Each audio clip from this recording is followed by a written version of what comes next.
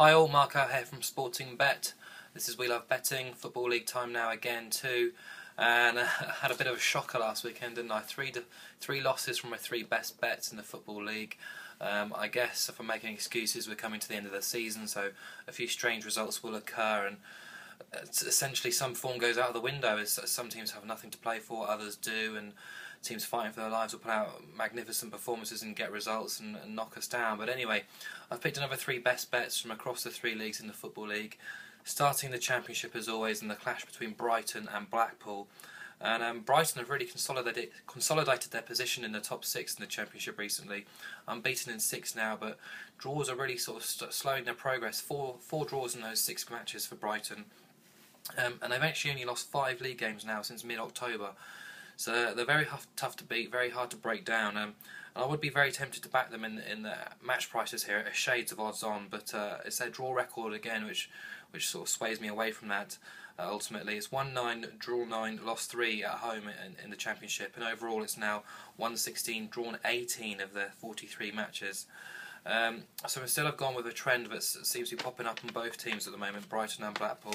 It's that under 2.5 trend, under 2.5 goals, which is 3-4 in this match. Brighton have kept 3 clean sheets in their last 4 matches, all 4 of those going under 2.5. If you go back further, 10 of the last 14 Championship matches have seen under 3 goals. And at home it's 13 of their 22 home matches, that's 62% of home games in the Championship going under 2.5, including 5 of their last 7 actually at the Amex going under 2.5. Blackpool, well, they've gone from such being great entertainers under Ian Holloway in the Premier League to being such a dour side to watch, but great to punt on if you like the under 2.5 bet. The horrendous pitch at Bloomfield Road has been blamed for their poor form and their poor results and pretty much dull matches at home, but they've not really set the world alight anywhere really since early September. They've only managed 13 wins this season as a whole. 4 of those came in the first month of the season too. But more importantly for this bet, 11 of their 12 league games, 11 of the last 12 league games have gone under 2.5, including their last 6. 5 of their last 6 away games have also gone under 2.5, and well over half of their away games overall have gone under 2.5. So a 3-4 under 2.5 goals in Brighton against Blackpool is my first best bet. Moving into the League One then, and this is my best of the 3. It's probably the easiest to pick 2, and I'd be tempted to back Preston in the match prices to beat Tranmere in this bet, but instead I'm actually going to take them to win to 0 against Tranmere at tempting odds, I think, of 12-5. I think that's a big price. Why? Well, Preston are 1-5, drawn 5, lost 3 since Graham Westley left. 12 of those 13 matches have gone under 2.5. But they've actually kept 6 clean sheets in those 13 games since Westley did leave. More importantly, though, for me, in the 6 home games since he left, Preston are 1-4, drawn 2, keeping 5 clean sheets in those 6 matches. They've won their last 2 at Deepdale to 0, and they're primed, I think, to take advantage of a Tranmere team which is limping over the line after what was a stunning start to the season. Since February, Rovers are 1-3, drawn 1, lost 11, but away from home it's 1-1, lost 6 of the last 7. Recently they've lost just their last 4 matches to 0 in the league. Portsmouth and Hartlepool, 2 teams who are now relegated, have both beaten them to 0 in the last 4 matches. The last 5 away from home have also been lost to 0, and they failed to score in 7 of their last 9 games. So the stats are just piling up against Tranmere there to oppose them.